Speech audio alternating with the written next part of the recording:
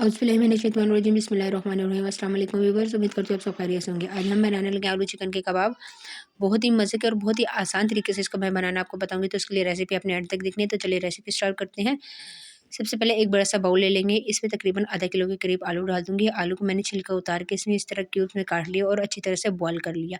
आलू को आपने बहुत अच्छी तरह से बॉयल करना है, ठीक है। और बॉयल करते हुए मैंने इसमें 1 चुटकी के करीब नमक डाल दिया था। चलिए तो अब इसको मैं मैश कर लेती हूँ। ये आलू को मैंने मैश कर लिया हाथ की मदद से। अब इसके पास मेरे पास चिकन पड़ा हुआ है। चिकन तकरीबन 1.5 पाव के करीब था। मैंने हड्डी वाला चिकन लिया और फिर बॉयल करके उसको श्रेड कर दिया। इसके अलावा एक छोटी सी इसमें प्याज डाल रही हूँ, ऑमलेट कट कटी हुई, हरा धनिया और हरी मिर्ची हैं।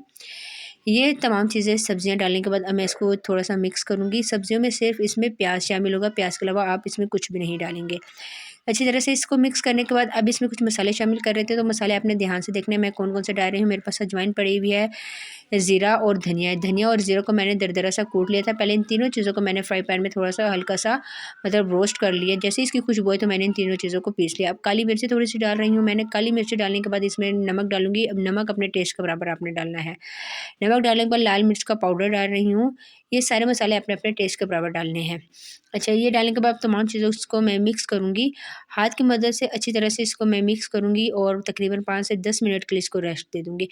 इसमें जो मैंने ज़ीरा और अजवाइन डाली है उससे इतनी अच्छी इसकी खुशबू आ रही थी और इसका जायका भी बहुत ही अच्छा आएगा इससे। ये देख सकते हैं अच्छी तरह से ये मिक्स हो गया है।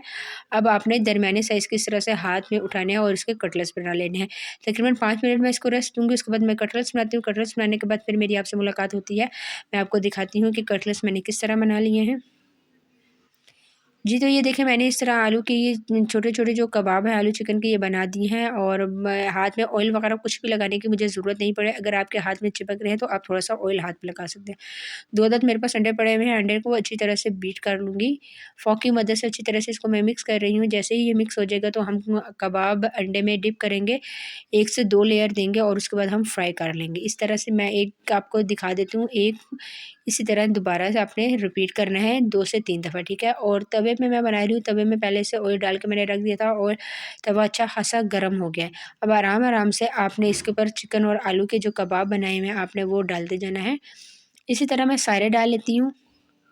जी, तो ये देखिए तकरीबन 7 से 8 मैंने डाल दिए हैं और अब 5 मिनट मैं वेट करूँगी। चूल्हे की फ्लेम बिल्कुल नॉर्मल रखनी है, अब ना बहुत ज़्यादा हाई की हुई है और ना ही बहुत ज़्यादा ल स्लो किया हुआ है। जैसे इसका कलर चेंज होना स्टार्ट होगा तो मैं इसको साइड चेंज कर लूँगी। ये देखें जो मैंने सबसे पहले डाला था उसमें बहुत खूबसूरत कलर आ गया है। इसी तरह आराम-आराम से मैं सारे इसके जो साइड है वो चेंज करती जाऊँगी। आपने बहुत ध्यान से करना है इस तरह। आप ये देख सकते हैं कि मैंने इसमें कोई भी मैदा, कोई बेसन वग़ैरह नहीं डाला है, उसके बावजूद ये कितने मज़े के बने और बिल्कुल भी ये नहीं टूटे।